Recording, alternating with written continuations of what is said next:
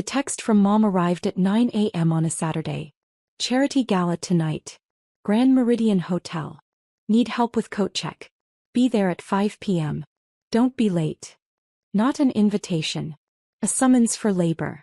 I stared at the message while sitting in my office at the California Education Excellence Foundation, the $2.1 billion organization I'd built from nothing over the past 8 years. My office had floor-to-ceiling windows overlooking downtown Los Angeles. My desk held 3 awards from the past month alone. And my mother wanted me to check coats. My assistant Jennifer knocked. Director Chin? The governor's office called. He wants to confirm your attendance at tonight's gala. I looked up. Which gala? The education fundraiser at the Grand Meridian. He's giving the keynote. Wants to personally thank you for the foundation's partnership on the literacy initiative. Of course. Mom's charity gala was the same event where Governor Martinez was announcing our joint $500 million literacy program. The program I'd spent 6 months designing. The program that would provide books and tutoring to 200,000 underserved children across California. Tell the governor's office I'll be there, I said. Jennifer hesitated. Are you okay? You look troubled. Just family stuff. Anything I can help with? Not unless you want to check coats at a charity gala. She laughed, thinking I was joking. I wasn't. I was born Amy Chin, second daughter to Richard and Susan Chin. My older sister Michelle was everything they wanted. Obedient, conventional, married to a dentist at 24, producing grandchildren on schedule. I was everything they feared. Opinionated, ambitious, unmarried at 36, childless by choice. Mom introduced Michelle as my successful daughter.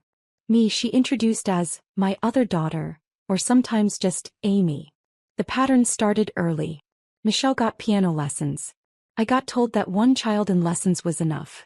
Michelle got a car for her 16th birthday. I got a lecture about earning my own money. Michelle's college was fully funded. I got loans and 3 part-time jobs. You're so independent, Mom would say, like it was a character trait instead of abandonment. When I graduated from Stanford with a degree in public policy, Dad's response was, "That's nice. Michelle just had her second baby." When I got my master's in education administration from Harvard, Mom said, "How much debt do you have now?"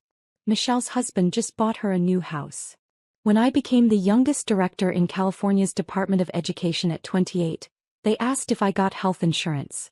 When I left to start the California Education Excellence Foundation with a $50 million grant from a tech billionaire, Mom said, "Nonprofits don't make real money. When are you going to get a stable job?" The foundation grew. Year 1, $50 million budget. Year 2, $200 million. Year 3, $500 million. Last year, $2.1 billion in managed assets and programs. We funded 3,000 schools. Trained 15,000 teachers. Provided scholarships to 50,000 students. Built literacy programs in 200 districts. Our work had been featured in the New York Times, Wall Street Journal, and Education Weekly. Governor Martinez called me personally to consult on education policy. The U.S. Secretary of Education had me on speed dial. I'd been named one of Forbes' 30 under 30 in education, then 40 under 40 nonprofit leaders. My mother's response to all of this, "That's nice." Michelle's oldest just made honor roll. Mom's charity work was her identity. She sat on the board of the Women's Philanthropic Society of Greater Los Angeles, a group of wealthy women who threw galas, took photos, and donated just enough money to get their names on plaques. Her proudest achievement was being named Volunteer of the Year, 3 years running. Never mind that her volunteering consisted of planning parties and making phone calls. Never mind that the actual work, grant writing, program development, impact assessment, was done by paid staff she never acknowledged. Mom lived for the galas. The dresses. The photos in the society pages. The validation from other wealthy women. Michelle was her perfect accessory. Beautiful. Married. Appropriately humble about her dentist husband's success. I was the embarrassment. Unmarried. Too educated. Too accomplished in ways that made Mom uncomfortable. "You intimidate people," she told me once. "You should be more like Michelle. Men don't like women who are too successful." "I'm not trying to attract men who are intimidated by success," I'd replied. "That's why you're alone." I wasn't alone. I was selective. There's a difference. The text came with 3 follow-ups. Wear something appropriate. Nothing too flashy. We need someone reliable at coat check. You're good at that kind of work. Governor Martinez will be there. Don't embarrass the family. I almost didn't go. Almost sent a polite refusal and let Mom scramble. But Governor Martinez was counting on me being there. We'd planned the announcement together. The literacy initiative was my project. My design, my implementation strategy, my team's work. I arrived at the Grand Meridian at 4:45 p.m. Early because years of family training had taught me that being late gave them ammunition. The ballroom was spectacular. Crystal chandeliers. Tables set with gold-rimmed china. A stage with professional lighting and the state seal. Mom was near the entrance directing staff like a general commanding troops. She saw me and frowned. You're early. You said 5. I meant arrive at 5 to start working. Setup was at 4. She thrust a black apron at me. Coat check is through those doors. Jane will show you what to do. Mom, I need to talk to you about tonight. Not now. I'm busy. Just do your job and try not to draw attention to yourself. Very important people are coming. She walked away before I could respond. I stood there holding the apron. Looked at it. Looked at the ballroom where Governor Martinez would be announcing MY program in 3 hours. Then I did something I'd never done before. I walked to the coat check room, put on the apron, and decided to watch this play out. Jane was a sweet older woman who actually worked for the hotel. You're Amy, she asked. Your mother said you'd help out. That's me. Have you done coat check before? First time. He showed me the system. Text. Hires. Organized rows. Simple work. Guests started arriving at 6. I checked coats, smiled politely and listened to conversations. Susan Chin outdid herself this year. Did you see the centerpieces? Gorgeous. I heard the governor is coming. Susan must have incredible connections. Michelle arrived at 6:30 with her husband Doug. She saw me behind the counter and did a double take. Amy? What are you doing here? Checking coats. Mom has you working the gala? Apparently I'm good at this kind of work. Doug handed me his coat. Looked uncomfortable. That's nice of you to help. Michelle leaned in. Are you okay? This is kind of embarrassing. For who? For you. Everyone can see you working like staff. I am staff tonight. Mom's orders. She looked like she wanted to say something else but settled for, well, try to stay out of sight. Important people are here. They walked away.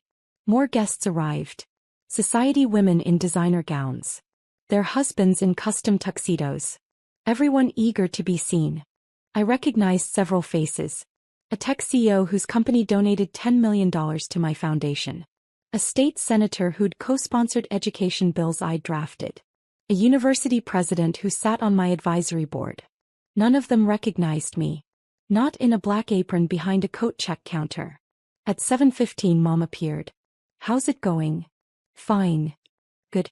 Stay here during dinner. Someone needs to watch the coats. I'll have staff bring you a plate. Mom. Amy, please. Don't make this difficult. Just do what I asked. She looked at me critically. And you might want to fix your hair. You look sloppy. My hair was in a professional bun. The same style I'd worn to meetings with the governor, the U.S. Secretary of Education, and the board of directors of my $2.1 billion foundation. But to my mother it was sloppy. She left. I stayed. At 7:30 I heard the MC welcome everyone to dinner. At 8 o'clock I heard the speeches begin. At 8:15 Jane came back. You should take a break. I can watch things. It's fine. I'm good. Sweetie, you don't have to do this. You're clearly not regular staff. I can tell. How? The way you stand. The way you talk. You're educated. Probably more educated than most people in that ballroom. She smiled gently. So why are you here checking coats? Because my mother asked me to. And you always do what your mother asks? Tonight I do. She patted my hand. Family is complicated. You have no idea. At 8:30 I heard Governor Martinez begin his speech. His voice carried through the ballroom doors, warm, authoritative, genuine. Thank you all for being here tonight. Education is the foundation of opportunity. And events like this show what our community can accomplish when we come together. Applause. Tonight I want to talk about a program that will change lives. The California Literacy Initiative. Starting this fall, we will provide books, tutoring, and resources to 200,000 underserved children across our state. More applause. This program represents a $500 million investment. Half from state funds, half from private partnership. And I need to acknowledge the person who made this possible. I straightened. Felt my heart rate increase. Director Amy Chin runs the California Education Excellence Foundation, the largest education nonprofit in our state. Her foundation manages $2.1 billion in programs and services. She designed this literacy initiative from the ground up. 6 months of research. Hundreds of hours of planning. And today it becomes reality. The applause was louder now.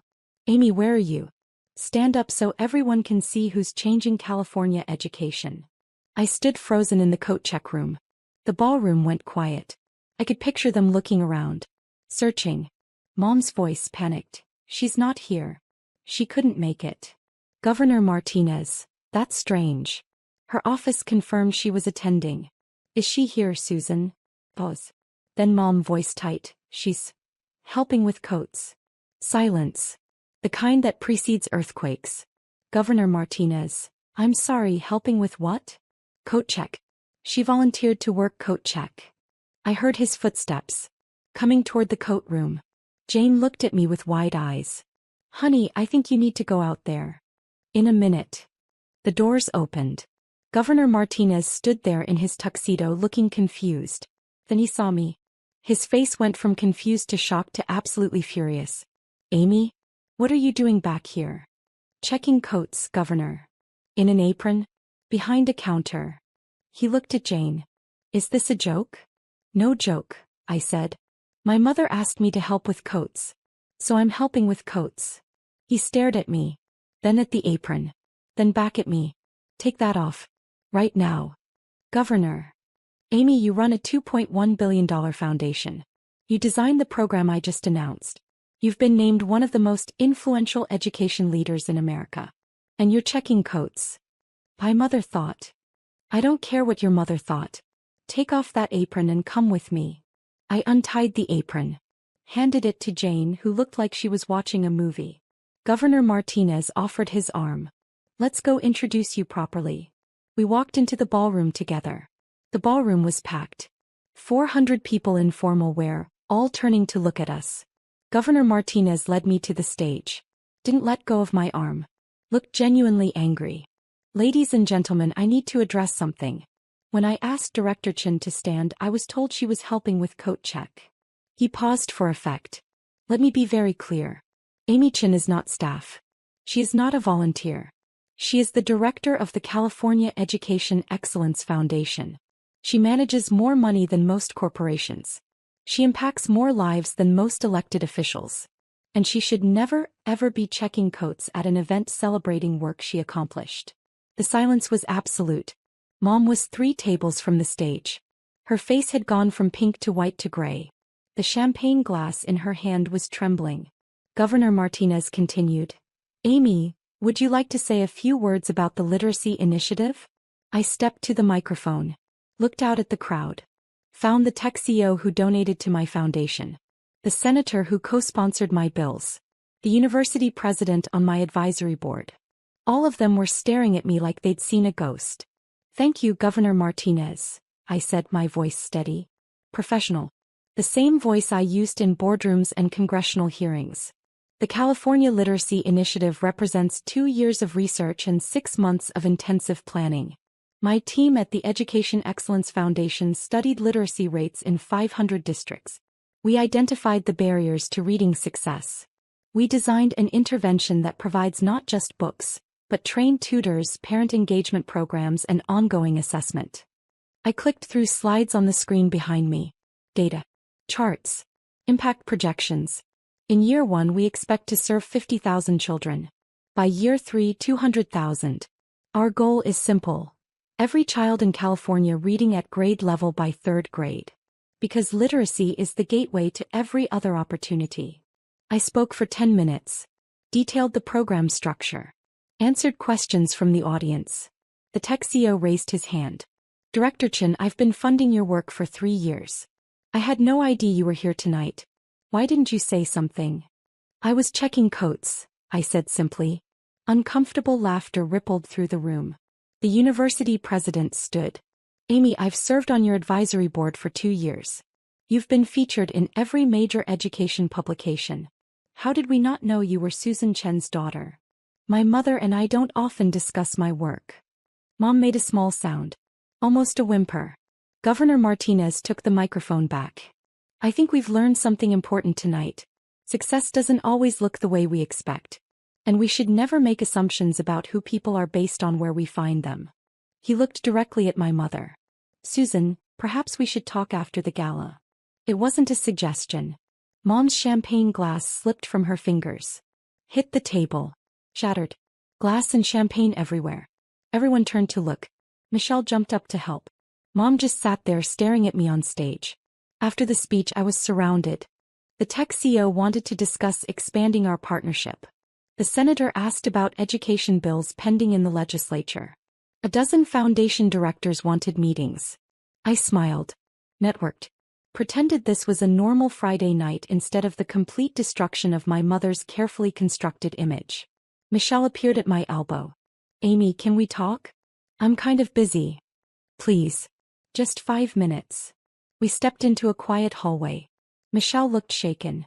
I had no idea. About your foundation. About the governor. About any of it. I've told you. Multiple times. You never asked for details. You said you worked in education. I thought you meant like a teacher or an administrator. I run the largest education nonprofit in California. I've mentioned it at every family dinner for 8 years. But you never said it was worth billions. You never said you knew the governor. You made it sound small. I didn't make it sound like anything. I told you what I do. You assumed it wasn't important because Mom told you it wasn't important. Michelle's eyes filled with tears. She had you checking coats. At your own gala. For your own program. She didn't know it was my program. She doesn't pay attention to my work. How could she not know? How could we not know? I looked at my sister, really looked at her. Saw someone who'd never had to fight for recognition. Who'd been celebrated for the simple act of existing in the way our parents approved. Because you never asked, I said quietly. None of you ever asked what I actually do. You just assumed that because I'm not married, don't have kids and work in nonprofit, I must be unsuccessful. That's not fair. Isn't it? When was the last time you asked about my work? She opened her mouth. Closed it. Couldn't answer. That's what I thought.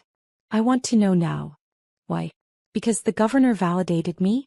Because important people recognized me? Would you care if I was still in that coat room? That's not. Michelle, I love you. But you've spent our entire lives being the daughter they wanted while I was the daughter they tolerated. Tonight doesn't change that. It just made it visible. I walked away before she could respond. Mom found me near the bar. Her makeup was smudged. Her hands shaking. We need to talk. Do we? Amy, please. Not here. You made me check coats here. In front of 400 people. I think here is exactly the right place. Her voice dropped to a desperate whisper. I didn't know. About your foundation. About the governor. You never told me. I told you 8 years ago when I started the foundation. I told you every year when our annual report came out. I told you when Forbes named me to their 30 under 30 foot list. I told you when we hit our first billion in managed assets. Kept my voice even. Professional. You said it was nice and changed the subject to Michelle's children. You could have insisted I pay attention. I'm your daughter. I shouldn't have to insist you care about my life. I do care. You had me checking coats, Mom. At a gala celebrating my work. My program. My achievement. And you put me in an apron and told me not to embarrass you. Her face crumpled. I thought you were just helping out. I didn't know. You didn't know because you never asked. In 8 years you've never once asked for details about my work. Never visited my office. Never attended a foundation event. Never read an article about what we do. You're so private about everything. I'm private because every time I tried to share, you compared me to Michelle and found me wanting. So I stopped sharing. Dad appeared. He'd been watching from across the room. Amy, your mother made a mistake.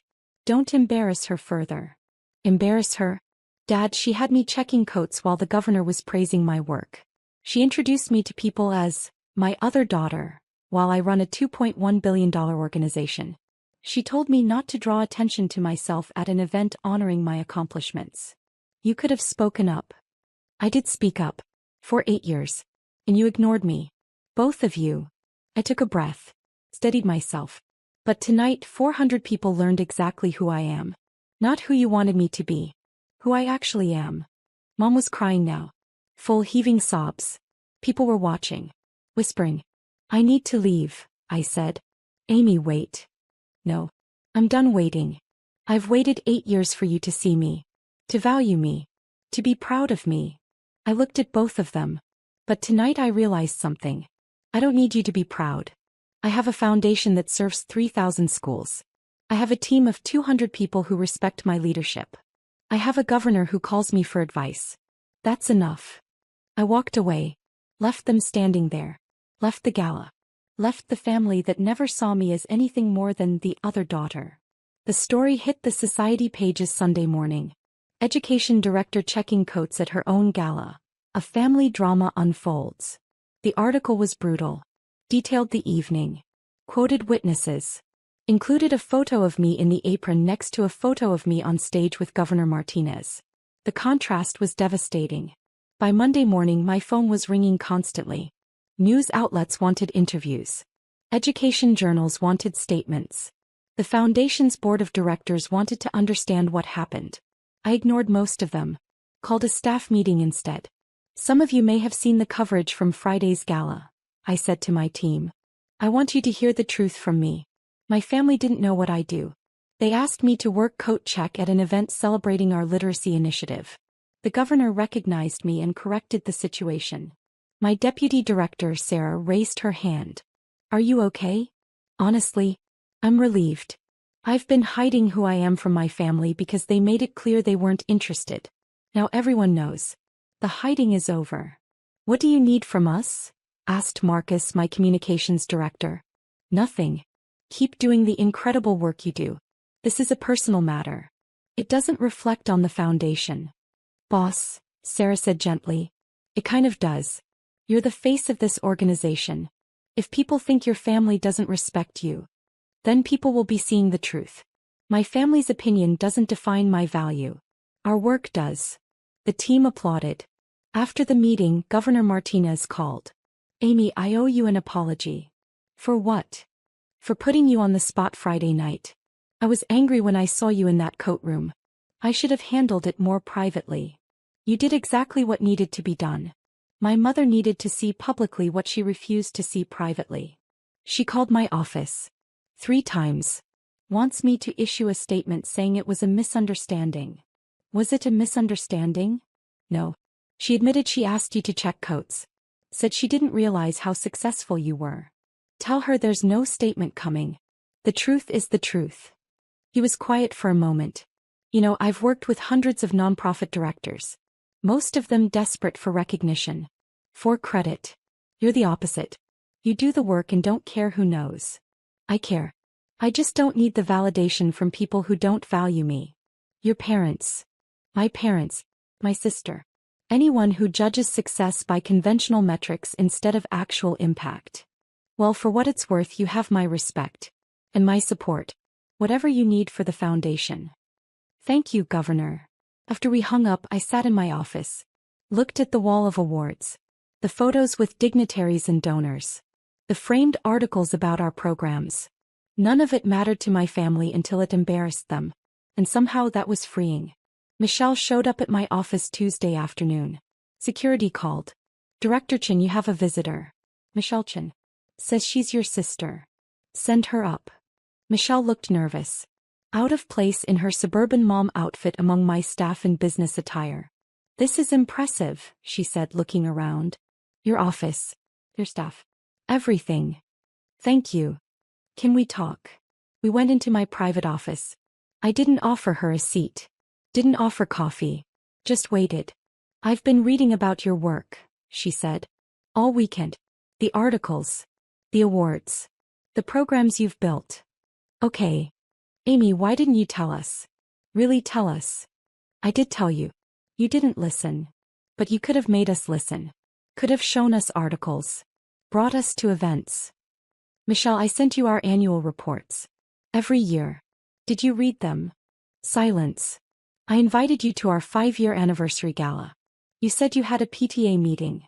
I don't remember that. I do. Because it was the last time I invited you to anything. She sat down without invitation. Mom is devastated. Good. Amy. Michelle, Mom had me checking coats at my own gala. While the governor was praising work I'd done. She told me not to embarrass her in front of important people who were there because of me. What response do you expect? She didn't know. Because she didn't ask. For 8 years. Neither did you. Neither did Dad. I took a breath. I'm not angry. I'm just done. Done with what? Done trying to be someone you value. Done shrinking myself to make you comfortable. Done pretending that your approval matters. Michelle's eyes filled with tears. We're family. No. We're related. Family shows up. Family pays attention. Family celebrates your success instead of ignoring it until it embarrasses them. I want to fix this. Why? Because you're embarrassed? Because your friends saw the article? Or because you actually care? She didn't answer. Couldn't answer. That's what I thought, I said quietly. Michelle, I love you. But I don't need you. I have a team of 200 people who respect my work. I have partners who value my expertise. I have impact that matters. That's enough. What about Mom and Dad? What about them? They want to apologize. Too late. Amy. Michelle, go home. Take care of your kids. Live your life. But don't come here expecting me to absolve you or them. I'm not angry. I'm just indifferent. And that's worse. She left crying. I went back to work. Dad sent an email Wednesday. Subject, we need to talk. I deleted it. Mom sent flowers Thursday. Lilies and roses. The card read, I'm so sorry. Please call. I sent them to a children's hospital with a note. From the California Education Excellence Foundation. Friday they showed up at my office. Security called. Your parents are here. They don't have an appointment. Tell them I'm unavailable. They're insisting it's important. I sighed. Went to the lobby. They looked small. Diminished. Dad in his weekend casual clothes. Mom without her usual armor of designer outfits and perfect makeup. We need to talk, Dad said. I'm busy. Amy, please. Mom's voice cracked. Everyone is talking about us. About what we did. Our friends. The society women. Everyone knows. Yes. Everyone knows you had your daughter checking coats at her own gala.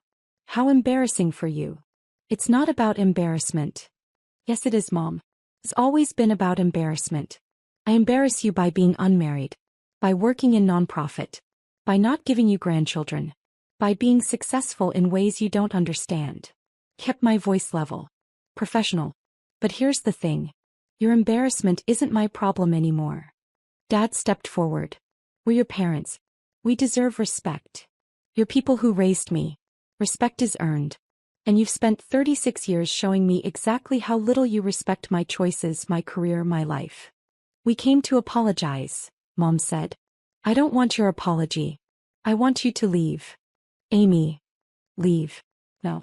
Or I'll have security escort you out. They left. I went back to my office. Back to work. Back to the life I'd built without them.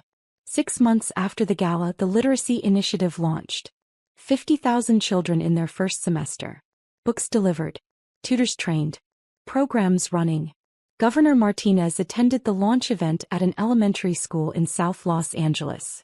This program represents the best of public-private partnership, he said to the assembled media. Director Chin and her foundation turned a $500 million investment into real impact. Real change. Real opportunity for children who deserve it. I watched third graders read books we'd provided. Saw their faces light up when they succeeded. This was what mattered. Not my mother's approval. Not my family's recognition. This. After the event, a reporter approached. Director Chin, there's been interest in the story from 6 months ago. About your family. Would you comment? No. Just a quick statement about. My family is private. My work is public. I only discuss the work. The story ran anyway. But this time it focused on the program. The impact. The children. My family was a footnote. As it should be. 1 year after the gala, Michelle sent a birth announcement. Her third child. A girl named Sophia. The card included a note. We'd love for you to be part of her life. She should know her aunt. I sent a gift. A college savings bond worth $10,000. Didn't attend the baby shower. Didn't visit the hospital. Didn't respond to the invitation to talk things through. Mom sent a Christmas card. Photo of Michelle's family on the front. No mention of me inside. I sent it back with a note. You have one daughter. Make sure she knows she's appreciated. Dad called on my birthday. I let it go to voicemail. His message, Amy, it's Dad. Happy birthday. We miss you. Your mother wants to talk. Call us back. I deleted it.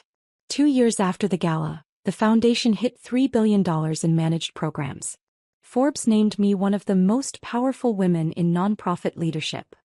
The article detailed my work, my impact, my vision for education reform. It mentioned my family once. Chin prefers to keep her personal life private, focusing instead on the work that has transformed California's education landscape. Perfect. 3 years after the gala that changed everything, I testified before Congress on education funding. My testimony was carried on C-SPAN. The New York Times quoted my recommendations. The Secretary of Education called afterward to discuss implementation. I was having dinner with my team when my phone buzzed.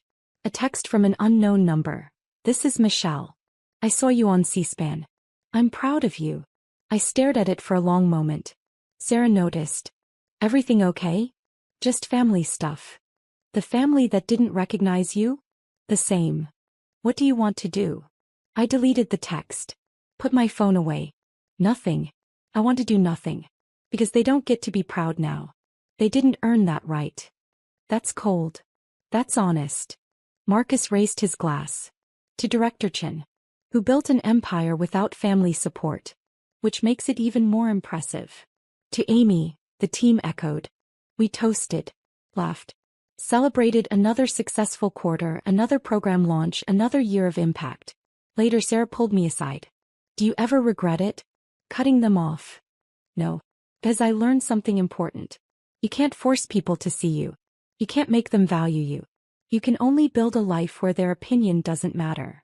And you did. I did. That night I went home to my house in Pasadena. 3 bedrooms. An office with a view. Bookshelves full of education research and policy analysis. No photos of my family. Just photos with my team, with Governor Martinez, with the teachers and students whose lives our programs touched. This was family. The people who chose me. Who valued me. Who showed up. My phone buzzed. Another text from Michelle. Can we talk? Please. I blocked the number. Poured a glass of wine. Sat on my balcony overlooking the city. And felt absolutely nothing about the family who'd spent years making me feel invisible. Because the truth was simple. They'd had their chance. Thousands of chances. 36 years of chances. And they'd chosen consistently to see me as less than I was. So I'd built a life where their vision didn't matter. Where my work spoke louder than their dismissal. Where my impact overshadowed their indifference. I was Director Amy Chin. Leader of a $3 billion foundation. Advisor to governors and secretaries. Voice for educational equity. Changemaker for hundreds of thousands of children. And if my mother wanted to remember me as the daughter who checked coats, let her. The rest of the world knew the truth. And the rest of the world was all that mattered now. 5 years after the gala, I received an award from the President of the United States. The National Medal for Education Achievement. Given to civilians who make extraordinary contributions to American education. I was 39 years old. The ceremony was at the White House. I brought my team. My board of directors. Governor Martinez. Sarah. Marcus. Jennifer. The people who'd built the foundation with me. Michelle sent a message through LinkedIn. Congratulations. We'd love to attend the ceremony. I didn't respond. Mom sent a letter to my office. I've been following your career. I'm so proud. Can we reconcile? I filed it. Didn't respond. At the White House, the president placed the medal around my neck. Director Chin has transformed education in America, she said. Her foundation serves over 1 million students annually. Her programs have been replicated in 43 states. Her vision for educational equity is reshaping how we think about opportunity. She represents the best of American innovation and compassion. The room applauded. Cameras flashed. I shook the president's hand. And somewhere in California my mother was probably watching. Finally seeing what I'd built. Finally understanding what she'd missed. Too late. Always too late. After the ceremony, Governor Martinez found me. Your family reached out to my office. Asked if I could help them reconnect with you. What did you say? I said you're an adult who makes her own decisions. And that some bridges once burned can't be rebuilt. Thank you. He studied me. Do you ever regret it? The complete cut-off. No. Because they had every opportunity to be part of this journey. They chose not to.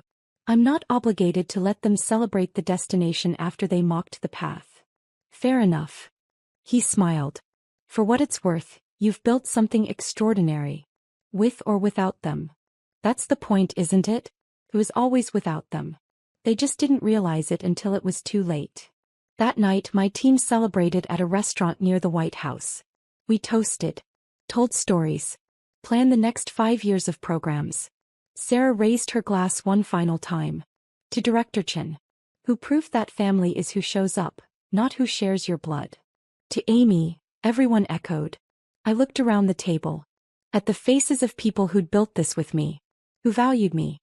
Who showed up every day to change lives. This was family. This was everything. And the family who'd made me check coats at my own gala 5 years ago? They were strangers now. Strangers who'd missed everything that mattered. Strangers who'd spend the rest of their lives explaining to people why they weren't at the White House ceremony. Why they weren't in the photos.